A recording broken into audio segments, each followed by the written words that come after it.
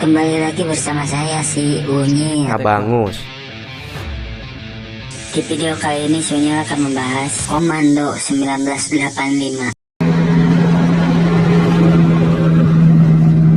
Diawali dengan memperlihatkan tiga pria berbeda lokasi yang dibunuh oleh seorang penjahat bernama Cook. Ini bebenguknya, di mana mereka bertiga rupanya adalah mantan anggota pasukan khusus yang sedang menjalani kehidupan dan identitas baru untuk menghindari musuh-musuh selama terjun di medan perang.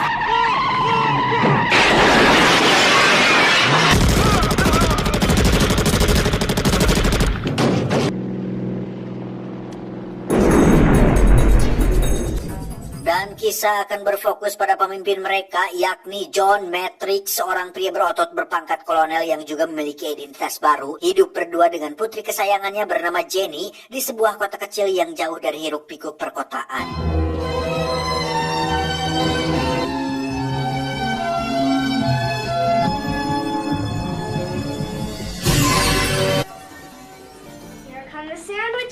Saat itulah Johnny kejutan dengan kemunculan helikopter tentara angkatan darat yang ternyata itu adalah atasannya, yakni Jenderal Kirby. Maksud kedatangannya adalah untuk memberitahu bahwa telah terjadi hal mengerikan di mana ketiga mantan anak buahnya telah tewas dibunuh oleh seseorang misterius, di mana Pak Jenderal meminta John untuk tetap low profile supaya kejadian ini tidak menimpanya. Pak Jenderal juga menugaskan dua anak buahnya untuk menjaga kediaman John sampai si pelaku berhasil ditangkap.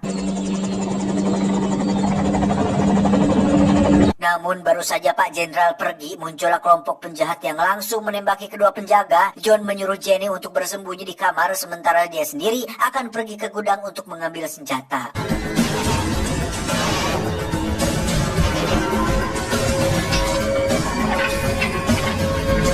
Ketika John kembali, dia langsung direwaskan dengan kematian si penjaga, disusul dengan satu perwakilan penjahat yang mengatakan bahwa rekan-rekannya telah membawa Jenny pergi, dan apabila John ingin anaknya tetap hidup, maka John harus menuruti semua perkataannya. Your daughter's safe, Colonel.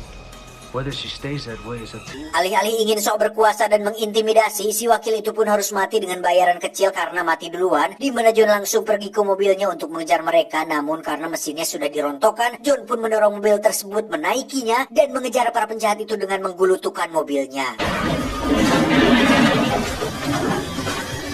He's coming at us. No brakes. John pun dikusruk hingga mobilnya meledak. Sempat terjadi pertarungan dengan beberapa penjahat bersenjata. John akhirnya berhasil dilumpuhkan. Yang betapa terkejutnya John saat melihat salah satu dari mereka ternyata adalah mantan anak buahnya bernama Bennett. Ini bebenguknya yang dianggap telah mati di adegan kapal di awal tadi. Payday. John pun dibawa ke hadapan pemimpin para penjahat ini. Dia bernama Arius, seorang mantan diktator kejam Amerika Selatan yang telah melakukan banyak sekali kejahatan kemanusiaan, di mana Arius memiliki sebuah ambisi untuk menjadi seorang presiden di sebuah negara fiktif bernama negara Palparde. Karena John kenal dekat dengan Presiden Palperde, maka Arius meminta John untuk membunuhnya, yang jika menolak melakukannya, maka Jenny putrinya akan mati, sehingga John tidak memiliki pilihan lain selain melakukan apa yang diminta oleh Arius. If you kill President Velasquez, I will send her back. Tiba di bandara, John masih penasaran dengan alasan kenapa Bennett berkhianat, di mana Bennett mengatakan bahwa Arius telah membayar mahal untuk ini. Ditambah Bennett memiliki dendam pribadi kepada John yang telah memecatnya dan membuat Bennett harus menjadi seorang nelayan dengan pendapatan kecil yang tidak menentu. I'll be back, Bennett.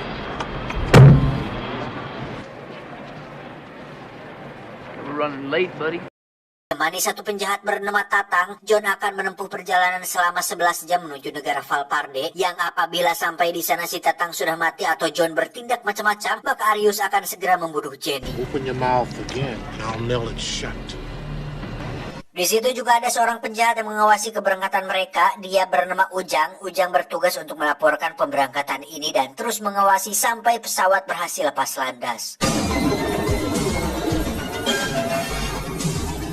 Sebagai seorang kolonel yang sudah merasakan ripuhnya berada di medan perang, tentu situasi seperti ini sudah bisa terbaca oleh John yang langsung membunuh si Tatang. John pun pergi ke bagian belakang pesawat, lebih tepatnya ruangan kargo. Lantas John pun keluar dari kapal melalui lubang tempat roda pesawat, sehingga ketika lepas landas, John langsung lompat dan mendarat tepat di rawa-rawa.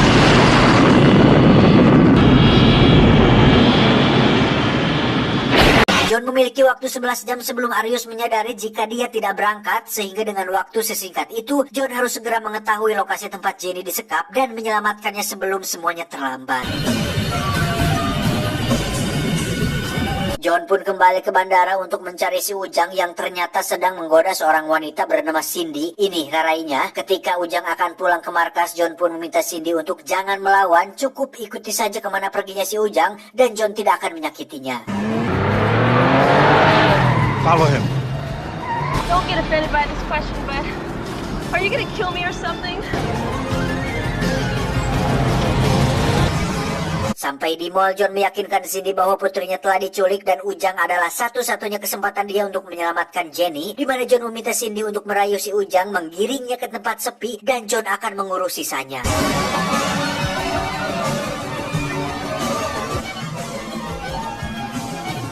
Wajar jika Cindy tidak percaya dengan John yang notabene adalah orang asing, di mana Cindy segera melaporkan John kepada security mall bahwa ada orang ODGJ berbadan besar yang cukup berbahaya. Saat itulah John langsung sadar jika Cindy tidak bisa menjaga amanah, yang ketika John sedang gelut melawan para satpam, Ujang pun langsung berlari menuju wartel untuk melaporkan hal ini kepada Arius. Lantas John pun mengejarnya, merusak kotak telepon, menumbangkan 10 satpam sekaligus, dan kembali harus mengejar si Ujang di jalan raya.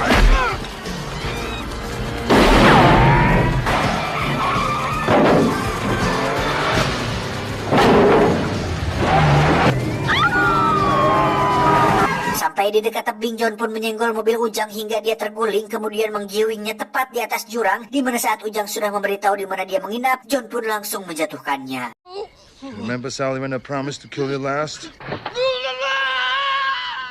Dalam perjalanan ke motel si Ujang, John pun meminta maaf karena telah melibatkan Cindy dalam masalahnya, dan apabila Cindy ingin berhenti, dia bisa menurunkannya nanti. Tetapi Cindy rupanya memiliki jiwa sosial dan kemanusiaan yang tinggi, di mana profesinya sebagai staf di kantor penerbangan membuat Cindy simpati dan memutuskan untuk mengikuti John sampai anaknya berhasil diselamatkan. Tiba di hotel Ujang, John dan Cindy langsung mencari petunjuk untuk mengetahui di mana markas si Arius. Yang tak lama datanglah si Cook untuk meminta laporan tentang keberangkatan si John. Yang ketika dia masuk, John langsung membogemnya hingga terjadi perkelahian sengit di antara mereka berdua.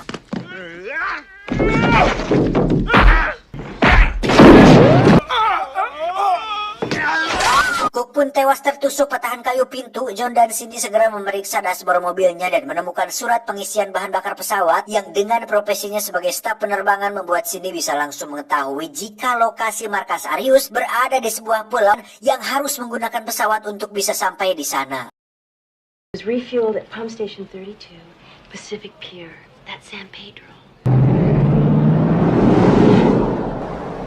Dengan sebuah beku, John pun mendobrak paksa sebuah toko senjata dan alat-alat kemiliteran, di mana John dan Cindy langsung mengumpulkan barang-barang yang diperlukan sebagai persiapan untuk menyerang markas Arius. Namun tiba-tiba muncullah para petugas yang langsung menangkapnya, di mana John jelas tidak bisa melakukan apapun seenak jidat karena ini bukan di GTA. Para petugas pun membawa John tanpa memeriksa TKP, sehingga mereka tidak mengetahui bahwa ada Cindy yang masih berada di dalam.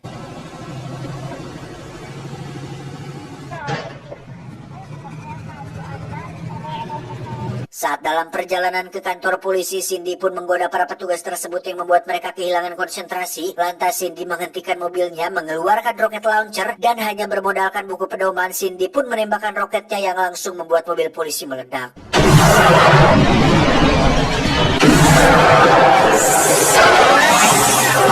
Mereka berdua pun segera pergi ke pelabuhan sesuai dengan alamat yang tertera pada surat pengisian bahan bakarnya, melumpuhkan satu penjaga, mensabotase sebuah pesawat amfibi, yang hal itu sempat diketahui oleh beberapa penjaga yang sedang berpatroli. Look, there's no LED readout!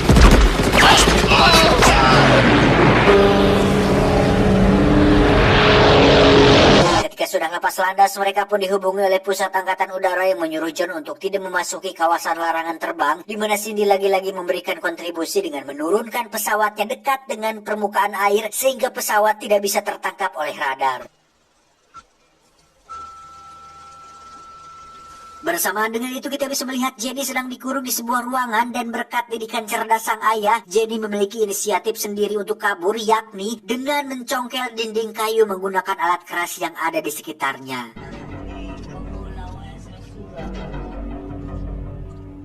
Bennett sendiri nampak sedang geleh melihat pasukan tentara si Arius yang legeg atau sok jagoan petantang petenteng seolah pernah terjun langsung ke medan perang, di mana Bennett langsung bersombong diri kepada Arius bahwa pasukannya sangat tidak worth it sekali. They make me laugh.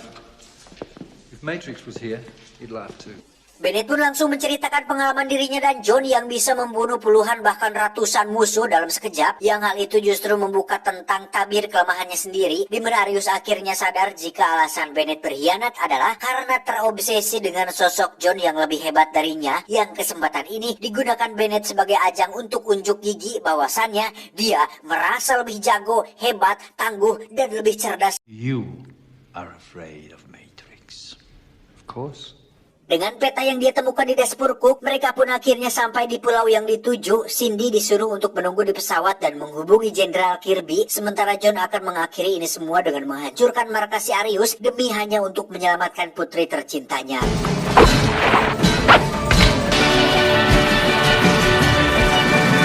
Sementara itu di Valverde, orangnya si Arius pun terkejut dengan Tatang yang ditemukan sudah tewas, sehingga mereka langsung melaporkan hal ini kepada Arius yang akhirnya menyadari jika John tidak pernah terbang ke Valverde. He was not on the plane. Kembali ke John yang sedang meneropong situasi dan kondisi markas si Arius yang ternyata penuh dengan tentara penjaga yang memenuhi pulau tersebut. Sama seperti John Rambo, John Matrix juga tidak pernah takut atau gentar melihat jumlah musuh lebih banyak dan justru malah terobos begitu saja seperti tidak memiliki rasa takut sedikit pun.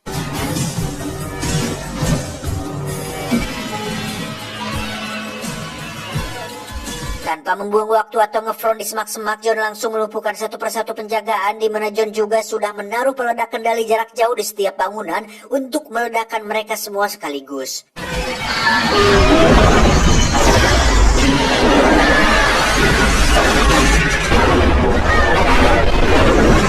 Ledakan tersebut langsung disambut bahagia oleh Bennett yang sudah tidak sabar ingin berhadapan langsung dengan si John. Berbeda dengan Arius yang gagal jadi presiden, dia langsung mengerahkan seluruh pasukannya. Jenny sendiri berhasil kabur melalui dinding kayu yang sudah dilubangi, di mana hal itu berhasil diketahui oleh Bennett yang langsung mengejarnya karena Jenny adalah satu-satunya jaminan dia tidak dibunuh oleh si John. Kembali ke John yang semakin membabi buta dengan roket launcher dan senjata berkaliber besar, John membantai puluhan pasukan sendirian yang sejago-jagonya si John, dia tetap terkena tembakan juga.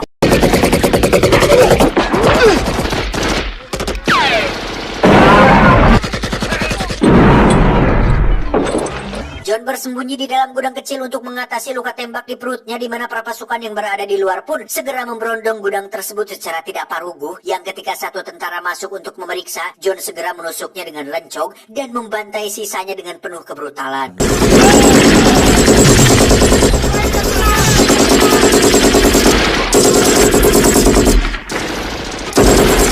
Setelah membantai seluruh pasukan, John pun masuk ke dalam rumah yang di situ ada Arius yang sudah menunggu. Terjadi baku tembak kecil-kecilan dan Arius sangat mudah sekali untuk dikalahkan.